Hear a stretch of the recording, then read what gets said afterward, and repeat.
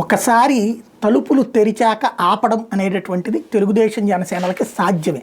కానీ ఆగట్లేదా, ఆపట్లేదా, లేకపోతే లైట్ తీసుకుంటున్నారా? ఏదైతే మొన్ననే చంద్రబాబు గారు సీరియస్ అయ్యారు, అట్లాగే ఇటు పవన్ కళ్యాణ్ గారు సీరియస్ అయ్యారు. ఏదైతే డిప్యూటీ సీఎం అన్నటువంటి కాన్సెప్టుల జోలికి వెళ్ళొద్దు, ప్రచారాలు వద్దు, అనవసరంగా వెళ్ళొద్దు అన్నారని, అట్లాగే చివరికి పల్లా గారు అయితే కనుక ట్రాప్లో పడద్దన్నారన్నటువంటి పాయింట్ కూడా వచ్చేసింది. అయితే తాజాగా గంటా రవితేజ, ఎవరైతే గంటా శ్రీనివాసరావు గారికి కొడుకైనటువంటి గంటా రవితేజ కీలకమైన వ్యాఖ్యలు చేశారు. నారా లోకేష్ అన్నయ్య ఎందుకు ప్రధానమంత్రి కాకూడదు? నారా లోకేష్ నాలాంటి ఎంతోమంది యువతకు స్ఫూర్తి. ఏపీలో లోకేష్ గేమ్ చేంజర్ అయ్యారు. రాబోయే రోజుల్లో నారా లోకేష్ లాంటి రాజకీయ నాయకుడు మనకి చాలా అవసరం. అందరూ డిప్యూటీ సీఎం ఉంటున్నారు, కానీ అన్నయ్య ప్రధానమంత్రి కావాలి. ఏదో ఒక రోజు లోకేష్ని ప్రధానమంత్రిగా చూడాలన్నది నా కోరిక అంటూ తాజాగా చేసినటువంటి ప్రకటన కీలకమవుతుంది, సంచలనం అవుతుంది అన్నమాట.